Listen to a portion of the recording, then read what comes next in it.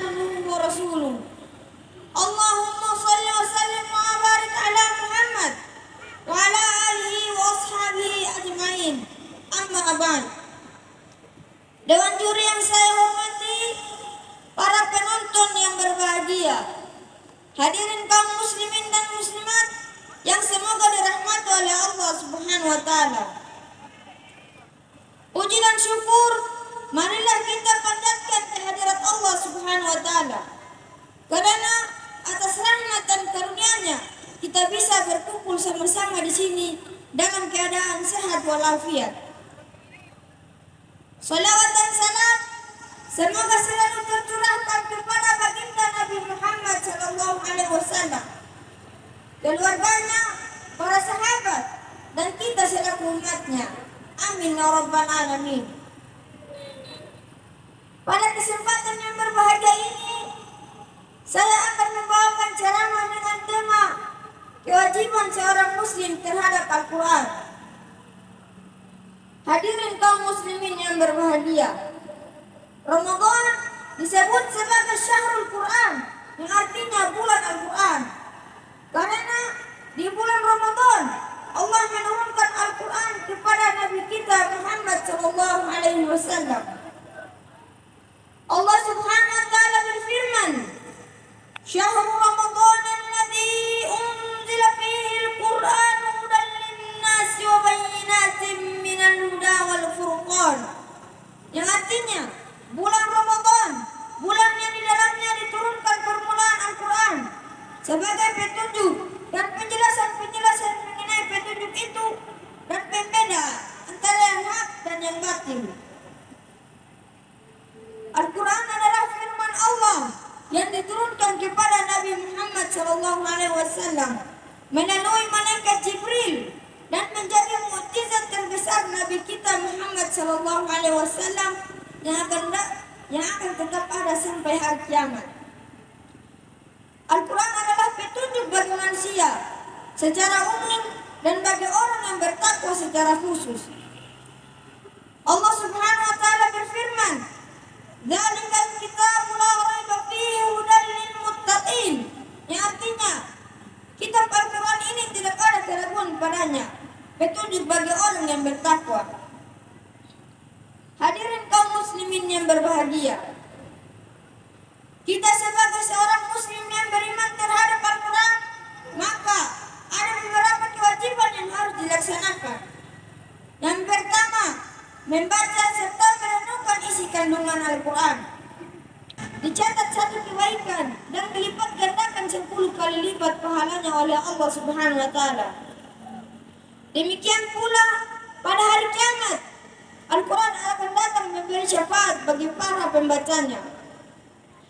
Sebagaimana dalam hadis Nabi Rasulullah sallallahu alaihi wasallam bersabda, "Iqra'ul Qur'ana fa innahu ya'ti yaumal qiyamati syafi'an li ashabihi." Artinya, bacalah oleh kalian Al-Quran, karena ia Al-Quran akan datang pada hari kiamat memberi syafaat bagi para orang yang rajin membacanya. Hadis riwayat Muslim. Membaca Al-Quran harus disertai pula dengan berusaha merenungkan isi kandungannya. Karena pada asalnya Al-Quran diturunkan kepada kita untuk merenungkan isi dan kandungannya dan mengambil pelajaran dari kisah-kisahnya. Sebagaimana firman Allah Subhanahu wa taala, "Kitabun anzalnahu ilaika mubarakun liyadabbaru ayatihi wa liyatadhakkara ulul albab." Yang artinya, ini adalah kitab yang kami turunkan kepadamu, penuh dengan berkah supaya mereka memperhatikan ayat-ayatnya dan supaya mengambil pelajaran orang-orang yang mempunyai pikiran. Hadirin yang berbahagia, kewajiban yang kedua adalah mengamalkan isi kandungan Al-Quran. Al-Quran jangan hanya dibaca dan dipahami maknanya tanpa diamalkan. Karena ilmu yang tidak diamalkan adalah ilmu yang tidak bermanfaat. Al-Quran jika kita amalkan akan datang pada hari kiamat memberi syafaat dan pembelaan untuk kita di hadapan Allah Subhanahu wa taala. Sebaliknya, jika tidak kita amalkan akan menuntut kita di hadapan Allah Subhanahu wa taala. Rasulullah sallallahu alaihi wasallam bersabda, "Wal Qur'an hujjatun laka aw 'alaik." Yang artinya, Al-Qur'an adalah hujah yang membelamu atau hujah yang menuntutmu.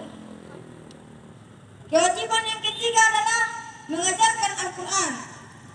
Al-Quran yang kita amalkan bukan hanya untuk diri kita sendiri, akan tetapi bermanfaat pula untuk orang lain. Karena orang yang telah mempelajari dan mengajarkan Al-Quran berkewajiban menyampaikannya kepada orang lain. Rasulullah SAW bersabda, "Balighu anni walau ayah." Yang artinya, sampaikan dariku walaupun satu ayat. Orang yang telah mempelajari dan mengajarkan Al-Quran adalah orang-orang yang paling baik di sisi Allah Subhanahu wa taala. Rasulullah SAW bersabda, "Khairukum man ta'allama al-Qur'ana wa 'allamah."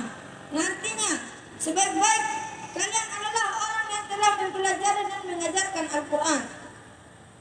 Para hadirin yang berbahagia, cukup sekian ceramah yang dapat saya sampaikan. Kesimpulannya adalah kewajiban kita sebagai seorang muslim terhadap Al-Quran adalah membaca, memahami, mengamalkan, dan mengajarkan Al-Quran. Saya mengajak kepada kita semua untuk kembali kepada Al-Quran, menjadikan Al-Quran sebagai pedoman hidup kita agar bermanfaat bagi dunia dan akhirat. Sekian yang dapat saya sampaikan. Mohon maaf atas kesalahan dan kekurangan. Akhir kata, subhanakallahumma wa bihamdika asyhadu an la ilaha illa anta astaghfiruka wa atubu ilaik. Wassalamualaikum warahmatullahi wabarakatuh. Waalaikumsalam warahmatullahi wabarakatuh.